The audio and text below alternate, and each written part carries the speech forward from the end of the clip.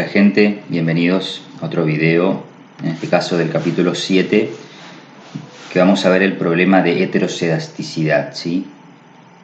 Vamos a ver las consecuencias que tiene este problema sobre los estimadores de MSO, las pruebas de heterocedasticidad, ¿sí?, para detectar el problema, y luego vamos a ver cómo lidiar con ese problema, que no vamos a ver estos dos temas, sino otro, que es cómo hacer errores estándar robustos, porque ya sabemos que el problema de heterocedasticidad hace que se viole el supuesto 5 de Gauss-Markov, que no afecta ni las propiedades de insesgamiento y consistencia de MSO, del estimador de MSO, sino que afecta la estimación del error estándar del beta estimado, ¿sí?, la varianza, que lo usamos para hacer intervalos de confianza y pruebas de hipótesis. Es decir, que este supuesto invalida la estimación por intervalo de los test de hipótesis, es decir, la parte de inferencia. Entonces, para partir, recordando qué es la heterocedasticidad, bueno, partimos de que era la homocedasticidad, que significaba que condicionando a los regresores, a las x, variables x del modelo, ¿sí?, la varianza, condicionando a regresores, la varianza del error u es constante, ¿sí? Es decir, que no cambia con las x. Bueno, eso era necesario ahora vamos a ver, para derivar el error estándar del beta MSO que hicimos anteriormente. Si esto no se cumple, ¿sí?, y la varianza de u es diferente para diferentes valores de las x, en particular para cada individuo de la muestra, ¿sí?, por ejemplo en la EPH, entonces los errores estándar, los residuos o los errores del modelo son heterocedásticos. Es un problema que afecta a la población, a nivel poblacional del problema. Al tomar una muestra representativa de la población, estamos trasladando el problema de la población a la muestra, ¿no? Entonces observamos ese problema en la muestra, pero es una característica de la población que nos dificulta hacer inferencias al tomar muestras aleatorias, sencillamente porque los errores del modelo varían con las x del modelo, ¿sí? Entonces hay que tener en cuenta eso en la fórmula de estimación del error estándar. No podemos seguir estimándolo como hasta ahora. Entonces, un caso típico, un ejemplo, es el que surge al relacionar consumo, por ejemplo, consumo de alimentos con ingreso familiar, ¿sí?, dado que la varianza del error tiende a aumentar con el nivel de ingreso. Bueno, eso lo vamos a ver si abren Stata, la base de datos, ¿se acuerdan? Era una base de datos que era de alimentos, creo que era gasto-ingreso, esta que está acá, que lo usamos en los primeros ejercicios. Bueno, esa base de datos que tiene dos variables, ingreso per cápita familiar, IPCF, y gasto en alimentos. Si ustedes hacen, por ejemplo, acá tengo escrito, si hacen el scatter plot entre gasto en alimentos e IPCF, obtienen esto. Se dan cuenta que es un gráfico en donde la variable gasto en alimento tiende a aumentar grandemente, ¿sí?, respecto de, o sea, la variabilidad de gasto en alimento tiende a aumentar mucho al aumentar IPCF. Para que se vea un poco mejor esto, vamos a filtrar el IPCF y el gasto en alimento para excluir valores extremos, y ahí se ve un poco mejor, ¿sí? Acá hay una variabilidad que va aumentando a medida que aumenta el IPCF. Bueno, vamos a ver, en realidad acuérdense que lo que importa, igual que la normalidad, importa qué pasa con los residuos de esta variable, no solamente con el valor absoluto, ¿sí? Pero primero que nada vamos a ver cómo, tomando logaritmo al gasto en alimento, ¿sí?, primero solo esa transformación y haciendo el mismo scatter plot pero con la variable en logaritmo del gasto, ya el problema se mitiga un poco, ¿sí? Aunque acá se sigue viendo que ahora al revés, al principio hay más varianza que al final, pero no tanta diferencia. Y si seguimos, hacemos el logaritmo del ingreso per cápita familiar, y hacemos de vuelta el gráfico con las dos variables en logaritmos, ya vemos que el problema prácticamente desaparece, ¿sí? Hay algo, puede haber algo acá en esta zona centro que aumenta en algunas observaciones la varianza, pero en general no se aprecia tanta heterocedasticidad como antes, ¿sí? O sea que, obviamente esto, a veces no vale la pena hacer esta transformación si no la necesitan solo para resolver el tema de heterocedasticidad, ¿sí? Porque hay otra forma de resolverla como vamos a ver. Pero en este caso, recuerden del ejercicio 1 que terminábamos estimando un modelo de este tipo, de elasticidad constante, ¿sí? Que era el modelo que mejor se ajustaba a los datos, ¿sí? Ya que vean que esto es bastante lineal también, esta relación es bastante lineal. Su modelo log-log andaba bastante bien. Entonces, en ese caso resolvemos bastante la heterocedasticidad al usar un modelo que también lo elegimos desde el punto de vista económico, ¿sí? Porque económicamente nos sirve estimar una elasticidad gasto del ingreso, ¿sí? Es un concepto económico muy importante que nos viene bien estimar. Entonces, con este modelo log-log nos viene bien económicamente y de paso resolvemos la heterocedasticidad. Pero digo, no deben forzar a cambiar el modelo, un modelo que económicamente les sea más útil, forzarlo a cambiar por un tema de heterocedasticidad. ¿Me entienden? Está haciendo transformaciones. No es necesario, en principio.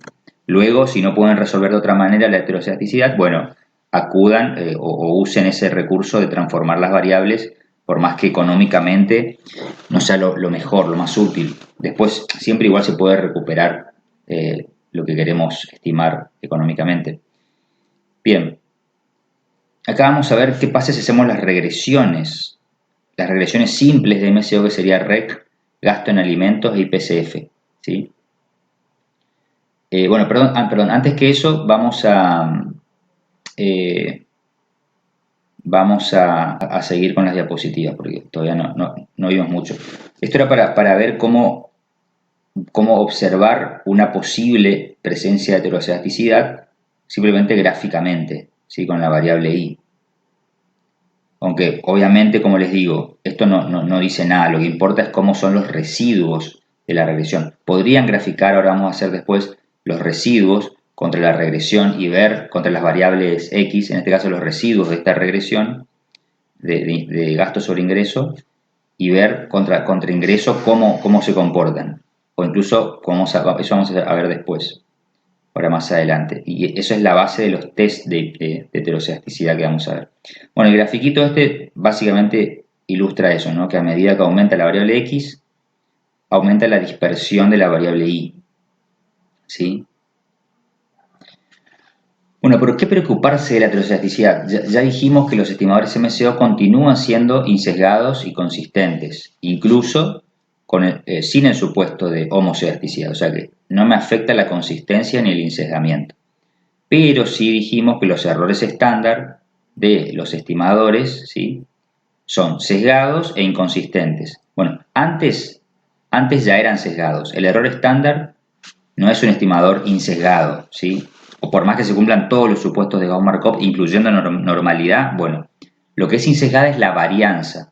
Al tomar la raíz cuadrada de la varianza, que es insesgada, acuérdense que ya no tenemos insesgamiento, porque la esperanza no es capaz de entrar, no es un operador que puede distribuirse, entrar dentro de una función no lineal. La raíz cuadrada es una función no lineal, por lo tanto la esperanza no puede entrar adentro.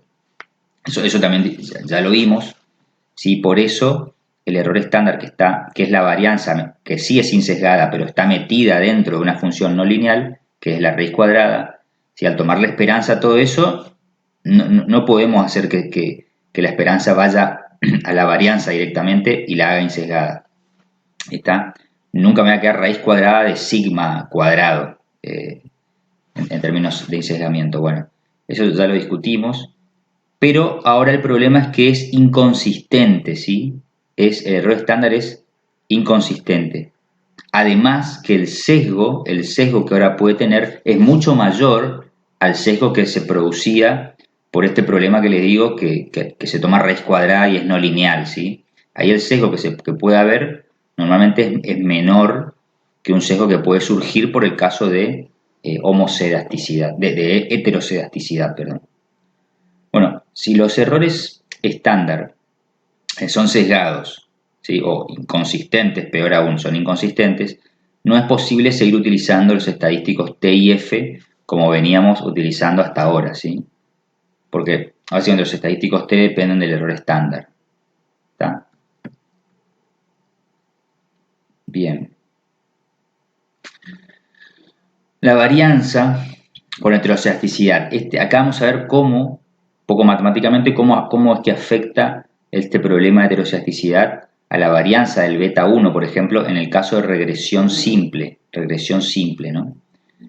Bueno, acuérdense que esta es la formulita del beta 1 estimado cuando lo manipulamos para derivar las propiedades de insesgamiento, de consistencia y la varianza. Siempre llegamos a esta formulita. El beta 1 estimado es igual al beta 1 verdadero más un término que depende de algo así como el numerador de la covarianza entre x y u y el numerador de la varianza de x, ¿sí? Y que esto se hacía cero por el supuesto de exogeneidad, ¿está? Para el insesgamiento, para la consistencia también esto tendría a cero, etc.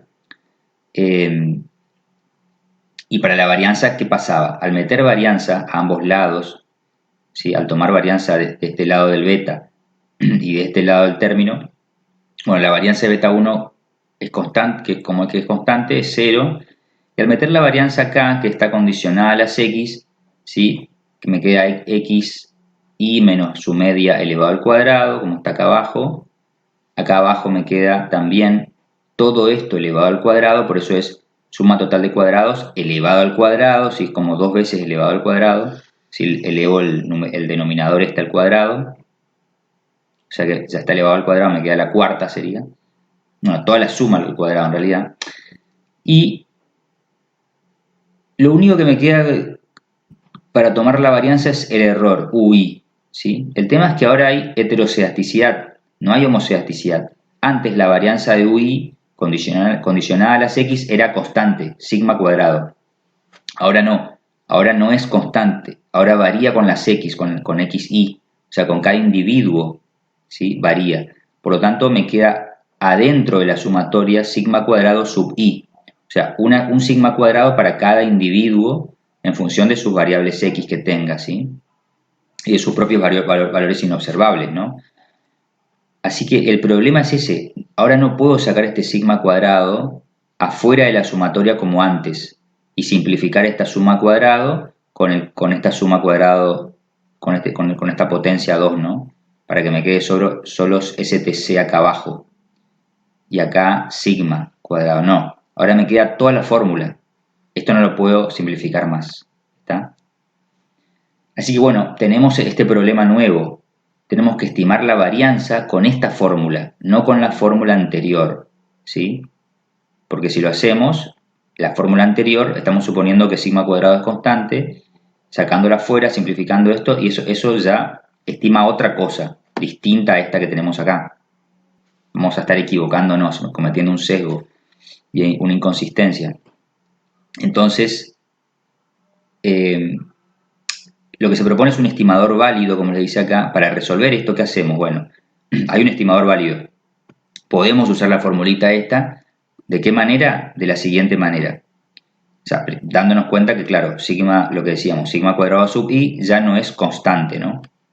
Bueno, fíjense que acá abajo lo único que hago es reemplazar, lo que se hace es reemplazar este sigma cuadrado i de acá arriba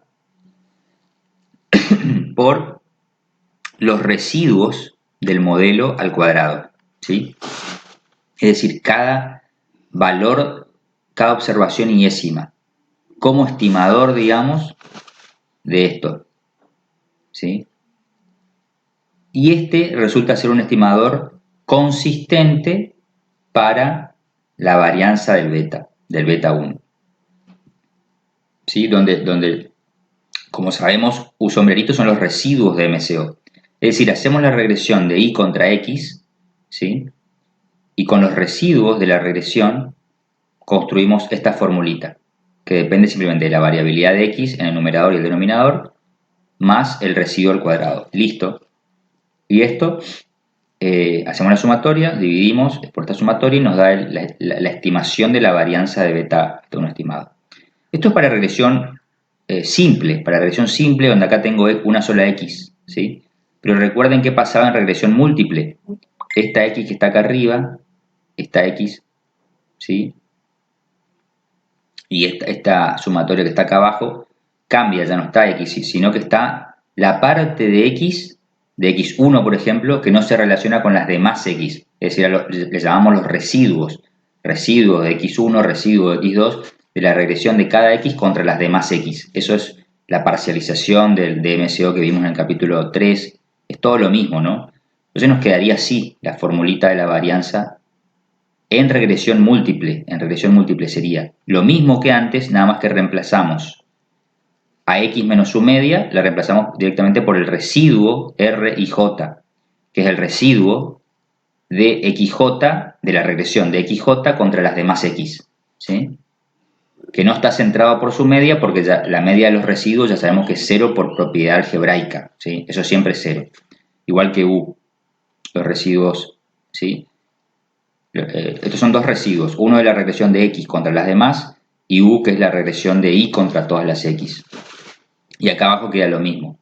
La suma de residuos al cuadrado también, ¿sí? De vuelta, sub J, porque es para XJ. Bueno, donde, como dijimos, R y J es el iésimo residuo de la regresión de XJ sobre todas las demás variables X, ¿sí? Pero ojo, SRCJ es la suma de residuos al cuadrado, es de estos RI también, ¿sí? SRC, no es STCJ, no es como esta que teníamos acá, acuérdense, no es STCJ, STCX en este caso, sino que es suma de residuos, o sea, de estos residuos de la XJ contra las demás. Suma de residuo al cuadrado y elevado al cuadrado. Bien, esa es la formulita con la cual estimo yo ahora la varianza, una varianza válida bajo heterocedasticidad, ¿sí? Bueno, resumiendo entonces, no usamos más la fórmula previa para la varianza y el error estándar, sino que usamos esta nueva fórmula para la varianza, ¿sí?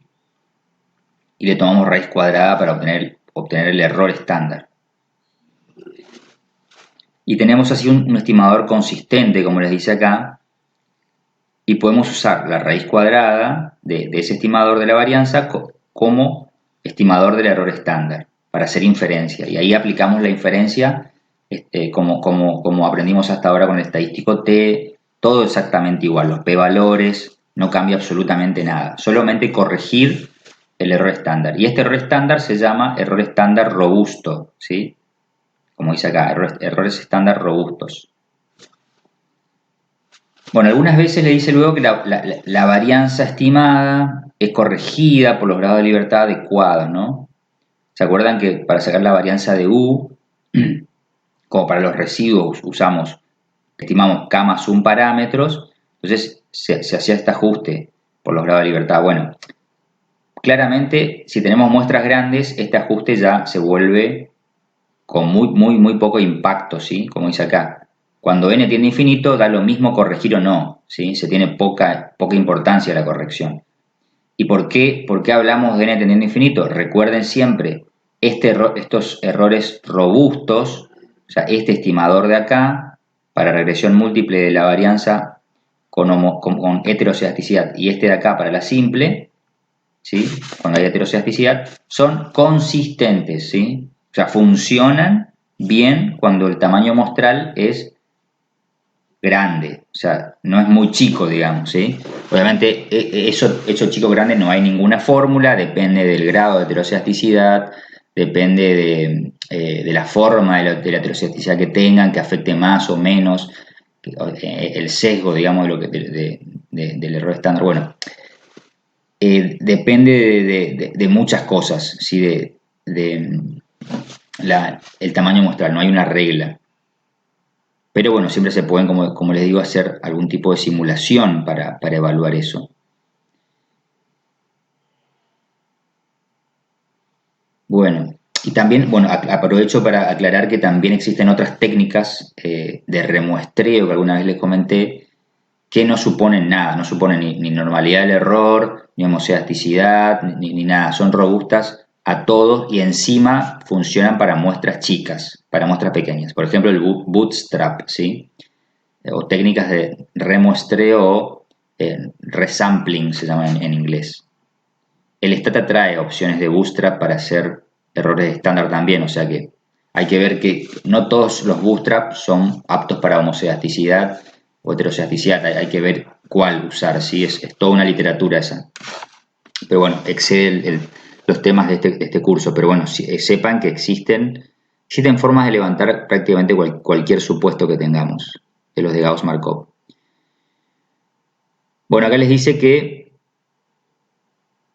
estos errores solamente poseen una justificación asintótica, que es eso mismo que estamos diciendo. Con muestras chicas, el estadístico T basado en errores robustos no tendrá una distribución cercana a la T. Si la muestra es muy chica, ¿no? No va a estar bien estimado el error estándar.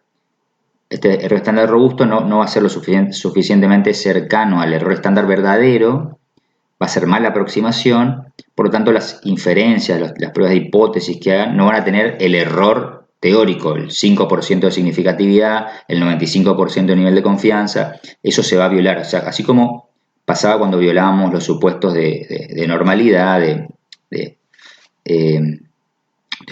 otro tipo, también sucede lo mismo acá, ¿sí? Construimos mal los estadísticos T, por lo tanto, no se cumplen lo que la teoría espera que se cumpla.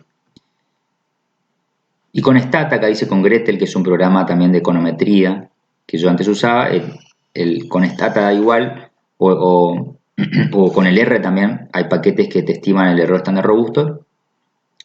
Estos errores estándar son obtenidos fácilmente usando la opción robusta. Ahora vamos a ver eso, un ejemplo con eso. Veámoslo ahora. Teníamos acá la base de datos de gastos en alimentos, IPCF, ¿sí? Si ahora hacemos la regresión, por ejemplo, de gastos en alimentos sin transformar en logaritmo, ¿no? Gastos que vimos que era muy heterocedástico.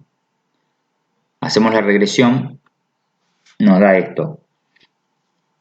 ¿Sí? Muy significativa el ingreso, explicando el gasto, como es de esperar, un R cuadrado de 0,22. Y fíjense lo que nos da el error estándar. Se estima como 0.0012, ¿sí?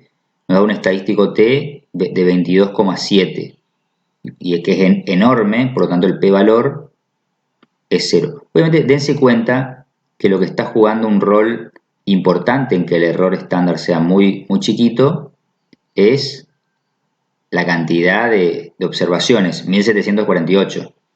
Encima los grados de libertad son esta cantidad de observaciones menos 1, 1747, que está acá, degrees of freedom, 1747 grados de libertad. O sea, es enorme la muestra. No es sorprendente que sea todo muy significativo, aunque claramente económicamente hay relación clara entre ingreso y gasto en alimentos, ¿no? Pero bueno, es tan grande y tan pequeño el error estándar y tan grande el T, y por lo tanto tan grande el p-valor por el tamaño muestral y el problema pequeño que estamos estimando. Ahora, ¿qué pasa si hacemos la misma regresión pero con la opción robust? Robust o robust es justamente, yo le digo al Stata que me tire, en vez de este error estándar común de MCO, que me tire el robusto, ¿sí? Con esta formulita que acabamos de ver acá, ¿sí? Esta sería la regresión simple. Esto es regresión simple, lo que tenemos sería esta formulita. Bueno, si tiro esa regresión con robust, ¿sí? Miren lo que pasó con el estadístico T, 12,19 respecto del que era anteriormente, ¿sí? 22,7, el que teníamos antes. Y el error estándar de 0.012, aplicando la formulita que supone homocedasticidad cuando no la hay, ¿sí? Pasamos a 0.022, es decir, por poco el doble, ¿sí? De hecho, el estadístico T cae a la mitad. ¿Se dan cuenta? O sea, esto se evidencia si la corrección robusta del error estándar es muy notoria, es evidencia de que hay heterocedasticidad. Ya les diría que hasta ni hace falta correr un test. Ahora vamos a correr un test cuando veamos cómo son los tests, pero digo, esto es bastante evidencia clara de que hay heterocedasticidad. Ahora, pregunta, ¿cambió algo al corregir o no? Bueno, eso es relativo, ¿no? La conclusión de significatividad, o sea, el p-valor que me dice que es significativa, el IPCF, no cambió. Sigue siendo igual de 0 el p-valor con un estadístico T de 12. Acuérdense que acá suelen comparar contra un estadístico T de 1,96, de 2 o 2 y pico. Incluso si piden un 99.9, va a ser 2, largo, ¿sí? El estadístico. Esto les sobra para rechazar la hipótesis de nula de no significatividad de esto, ¿no? O sea que esto es significativo. En ese sentido, ese es el tema con las muestras grandes. Aunque vos estimes mal el error estándar, es tan chiquito que no te va a cambiar la decisión que tomes, ¿no? Obviamente, no quita que hagamos todas las correcciones correctamente, porque, a ver, no siempre es así, no siempre es así. Sí, puede ser muy grande la muestra, pero si mi modelo es muy malo, explica muy poco. O tengo muchas variables acá, y algunas de ellas tienen muy poca influencia, sí puede tener un efecto muy grande el robusto y pasar de tener algo significativo acá, sin la corrección, a tener algo no significativo. Eso pasa mucho. Y al revés también, ojo, al revés también. A veces sin la corrección me da no significativo el p-valor y con la corrección robusta me da significativo. O sea, no hay el sesgo que se produce por usar los errores estándar no robustos, o sea, no corregidos, el sesgo que tienen no siempre van para un mismo lado. A veces es para sesgo positivo o sesgo negativo, ¿sí?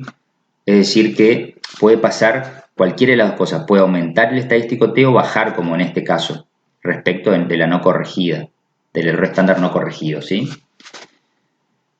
sea que ahí tampoco hay una única dirección. O sea que siempre vale la pena probar cuando hay heterocedasticidad o hacer la prueba directamente a ver si cambian o no los errores estándar robustos respecto de los errores estándar no corregidos, o sea, que suponen homocedasticidad, ¿no? Sobre todo cuando tengo muestras grandes, como ahora, 1000 datos, desde 500 datos en adelante yo diría que es bastante grande la muestra, suele ser así. Ahora veamos, pero ustedes dirán, bueno, pero ¿qué hago? ¿Uso el robusto o no uso el robusto? Bueno, en este caso en particular yo usaría el robusto si por ejemplo, quieren hacer un intervalo de confianza. Porque este intervalo entre 0.025 y 0.30, respecto de este 0.023 y 0.32, ¿sí? Ven que acá esto es un poquito más amplio, ¿sí? Un poquito más amplio. Es decir, esto es evidencia de que hay heterocedasticidad. En principio, ahora vamos a hacer los test. Así que si hay heterocedasticidad, como vamos a ver que sí la hay, yo usaría la corrección, pero más que nada si van a usar la estimación por intervalo, porque acá sí interviene el error estándar, recuerden, ¿sí? El intervalo de confianza se construye con el error estándar. Ahora, si solamente van a tener en cuenta el coeficiente y si es significativo, bueno, ahí da igual corregir o no corregir la heterocedasticidad en este caso, ¿no? Bueno, eso es como, digamos, cuestión práctica. Luego, bueno, pero entonces el tema está en que, bueno, ¿cómo saber si usar la corrección o no? ¿Sí? Bueno, lo formal es hacer un test de heterocedasticidad, una prueba, que es un test de hipótesis en definitiva. Acá está, probando heterocedasticidad, ¿sí? Bueno, ¿cómo funciona esto?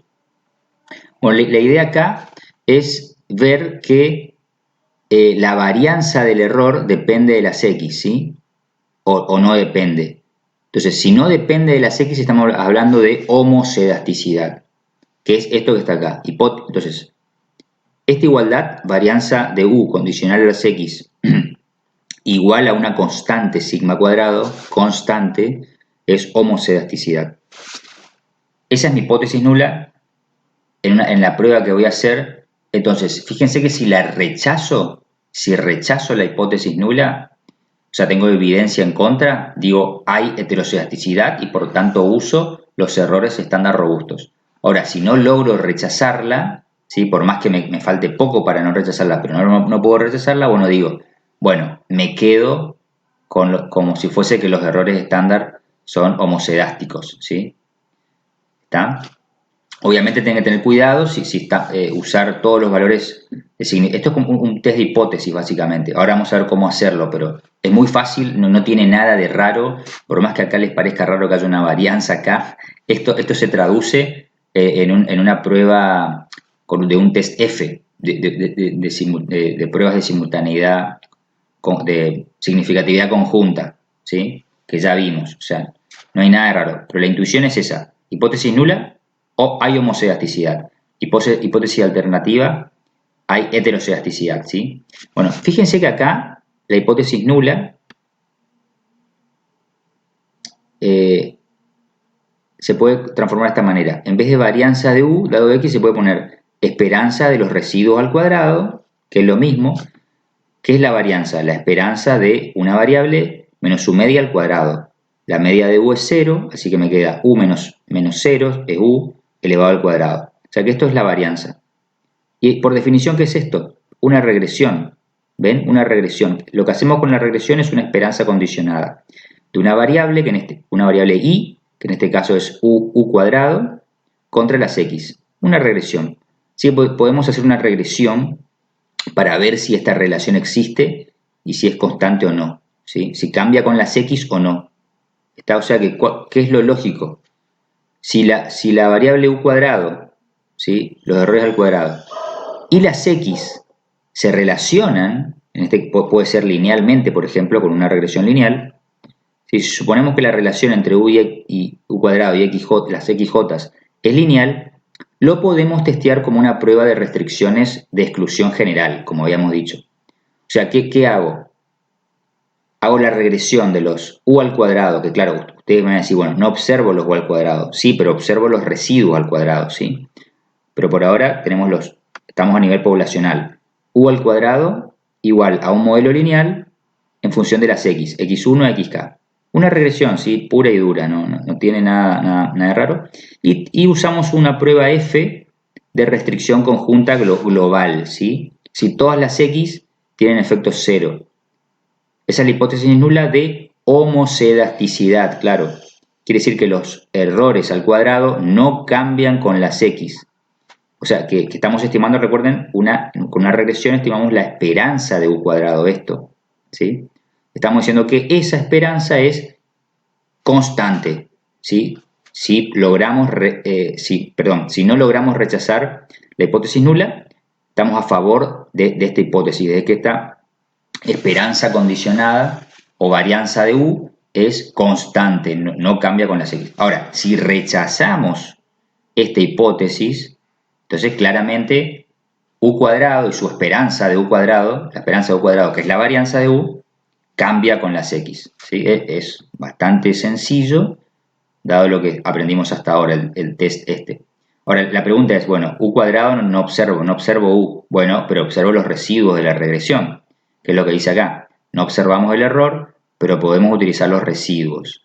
Entonces, luego la regresión, de una regresión, por ejemplo, de acá de gasto contra ingreso, tomo los residuos de esta regresión, ¿sí? Y puedo hacer esta prueba.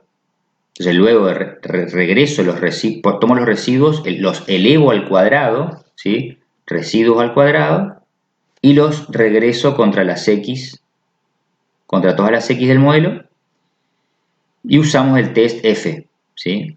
Nosotros aprendimos el test F en base al R cuadrado o modelo restringido, no restringido, pero el Stata nos tira fácilmente. Igualmente el Stata trae una prueba ya de Breusch y Pagan optimizada, no es que no hace falta hacer toda esta vuelta, ¿no? Esto es para que entiendan cómo hacerlo a mano, para que entiendan lo que hace el test aproximadamente. Después el test usa otros estadísticos, otro p-valor, no usa el F, el del Stata. Hay una opción para poner que use el F, pero bueno, eso no importa. El tema es entender qué hace el método. Entonces, el estadístico F, que es de prueba para esta hipótesis nula, global sería el reportado para la prueba de significatividad global, ¿sí?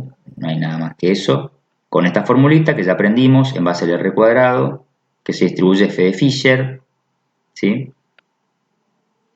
Y bueno, este estadístico del M no lo vimos, así que esto no le den importancia. Pero uno parecido a este es el que usa en realidad Stata, no usa el F, por defecto. Ahora vamos a ver. Bueno, esa es la prueba de Breuch y Pagan, ¿sí? Donde la clave es simplemente relacionan relacionan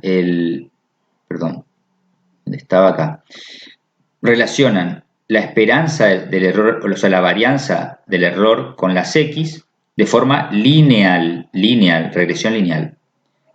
Ahora, hay otra prueba muy conocida que se llama de White, que lo que hace es, además de entrar linealmente x1, xk, entran elevadas al cuadrado y con todas las interacciones posibles, es decir, todos los productos de a pares entre todas las x, ¿sí? Bueno, eso es la prueba de White. Como a veces es muy difícil, digamos, hacer todas las interacciones, me queda un choclo de variables muy largo, hay una forma reducida, pero bueno, en principio la prueba de Breuch y Pagan le dice que detectará cualquier forma lineal de heterogeneidad. En cambio, la prueba de White da cuenta de formas no lineales, ¿sí? Porque como dijimos, introduce efectos cuadráticos e interacciones entre las X, usando, como les dice acá, los cuadrados y los productos cruzados de las X. De nuevo, es posible usar el estadístico F para probar si todas esos términos, las X, sus cuadrados y los productos entre las X, son conjuntamente significativos, ¿sí? Explicando el error al cuadrado. O sea, si son significativos en conjunto, explicando con un test F, explicando la esperanza de U cuadrado, ¿sí? Que es la varianza de U. Este procedimiento puede llegar a necesitar demasiados regresores, claro, porque si tienen 10 regresores XJ, tienen que poner 10 más, que son los cuadrados, y después interactuar todos los X, los XJ y XJ con XH, o sea, bastante lío.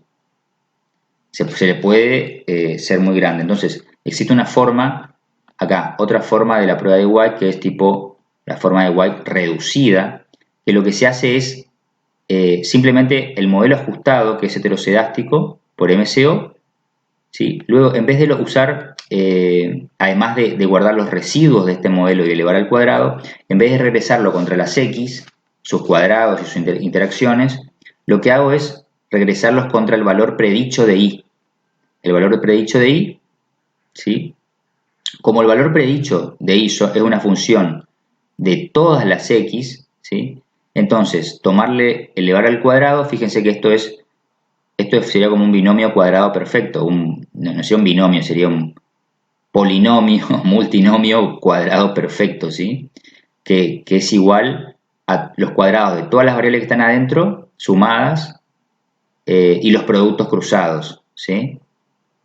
Acuérdense que dentro de I estimado está todo el modelo beta 0 más beta 1 por x1 más beta 2 por x2, así hasta beta k por xk, ¿sí? Eso está en el modelo en I estimada. Así que al tomar I estimada al cuadrado, este término al cuadrado es igual a hacer los cuadrados de todos los términos y además los productos cruzados, ¿sí? O sea, una aproximación, porque acuérdense que están los betas estimados ahí ponderando. O sea, sería como una suerte de binomio ponderado al cuadrado. Bueno, en definitiva, es válido también esto hacer, si es que tienen demasiadas variables. Pero sí es muy fácil, porque simplemente de este modo, esas dos variables, los i predichos y los i predichos al cuadrado, pueden aproximar a las x al cuadrado y a los productos cruzados, como decíamos, por aplicar, así como reemplacen lo que era el binomio cuadrado perfecto, si el binomio cuadrado tenés los cuadrados de las dos variables y los productos de las dos variables. Bueno, de la misma manera, si aumentar los términos, se produce lo mismo y tenés ese efecto. Y entonces al final pueden regresar los residuos al cuadrado, pero en vez de las x linealmente, lo regresan contra la y predicha y la y predicha al cuadrado, ¿sí? Y usan un test F de la misma manera, ¿sí? Como hasta recién. Bueno, igual todo esto vamos a ilustrarlo en el R, pero a nivel práctico está bien que usen un comando que trae el stata, que es este. A ver, vamos a ver. Ah, bueno, me faltó algo. Antes de ver los testeos que están acá, sí, a ver, voy a ver si puedo agrandar esto.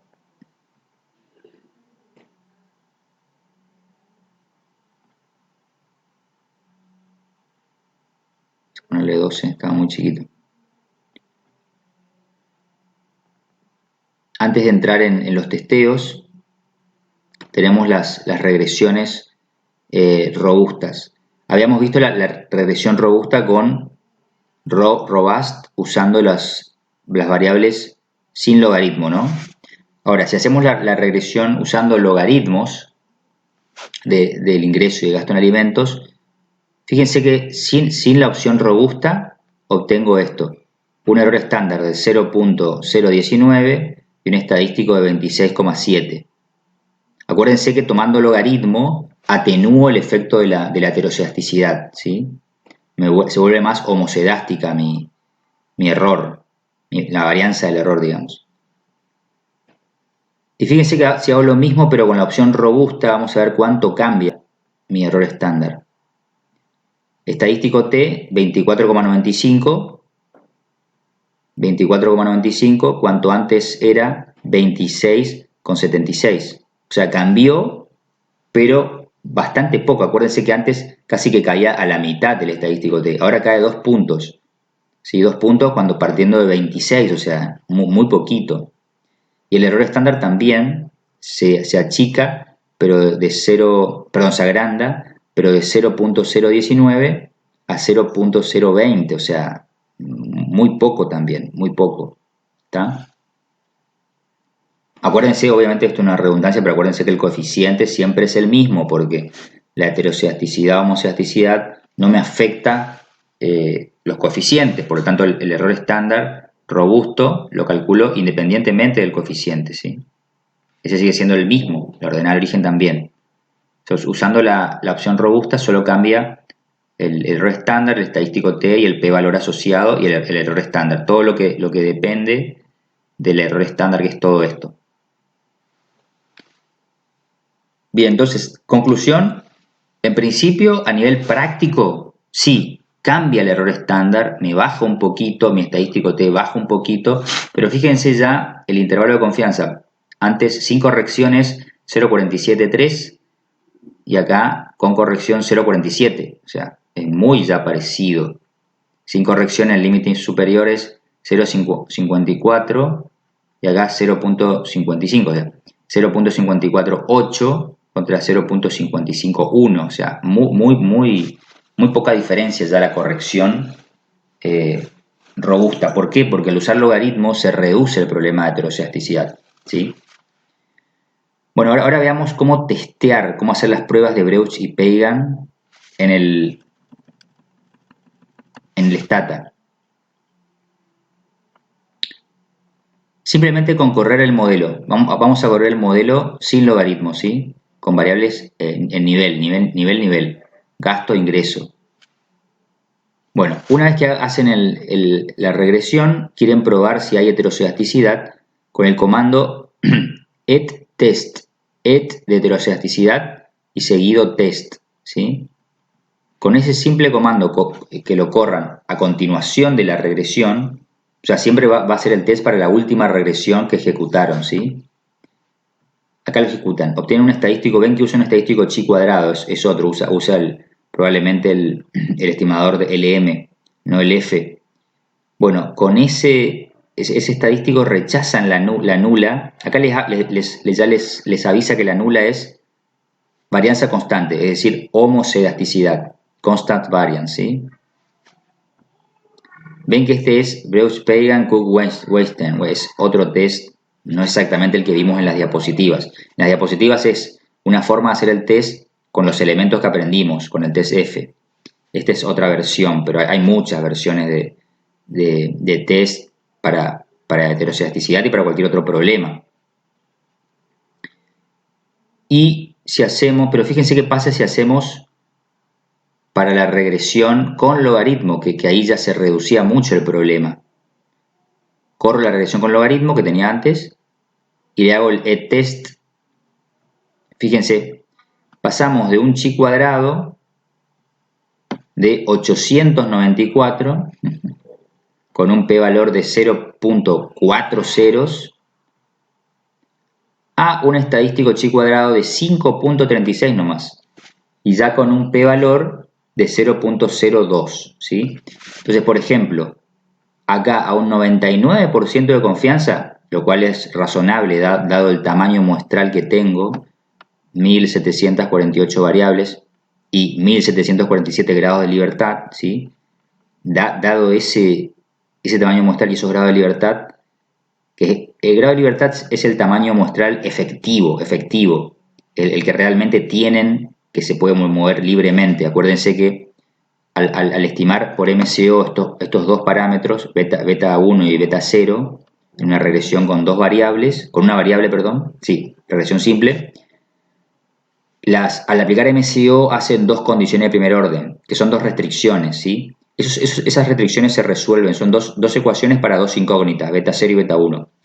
Al resolverla para una muestra de datos, entonces están obligando a que la muestra se reduzca en dos valores, ¿sí? Porque sí o sí, al meterle dos restricciones a cumplir por esa muestra, no pueden variar libremente. Por eso el tamaño muestral efectivo, que realmente se puede mover libremente, aleatoriamente, son los grados de libertad, ¿sí? Eso es un recordatorio que ya lo discutimos, que son estos. Bueno, para este tamaño muestral efectivo, grado de libertad tan grande,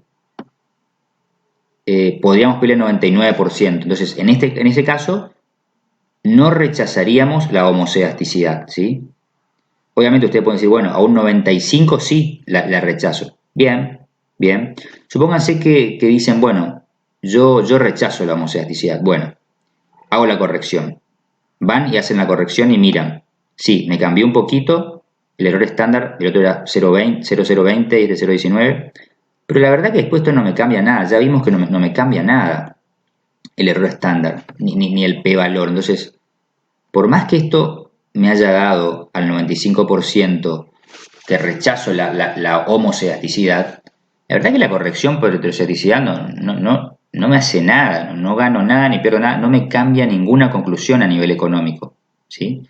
Bueno, ahí está donde tienen que jugar con la significatividad económica y la significatividad estadística.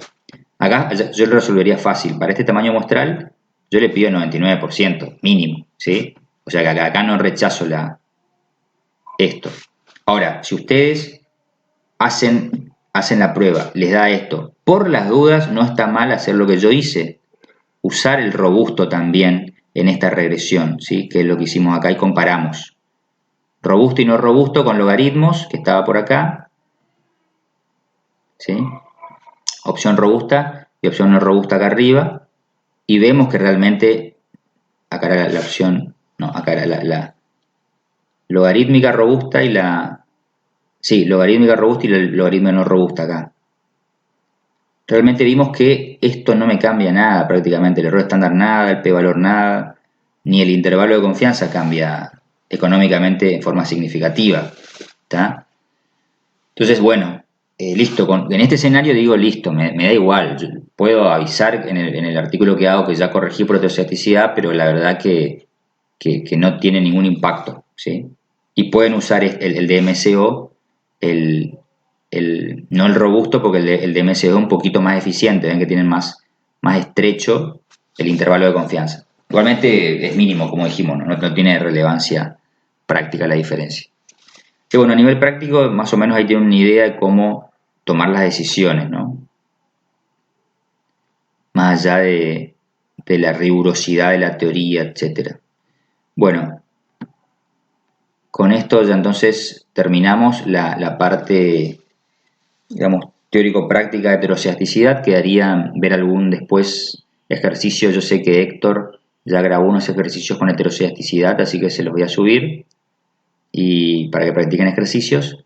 y quedaría para el próximo video ya comenzar con el capítulo... no, perdón, falta el script de R, falta el script de R de heterociasticidad, que voy a ver ahí si doy una parte y después sigue con el capítulo 8 del programa, que bueno, es el caso de modelos de probabilidad lineal, modelos de probabilidad, sí, lineal y no lineal. Bueno, hasta el próximo video.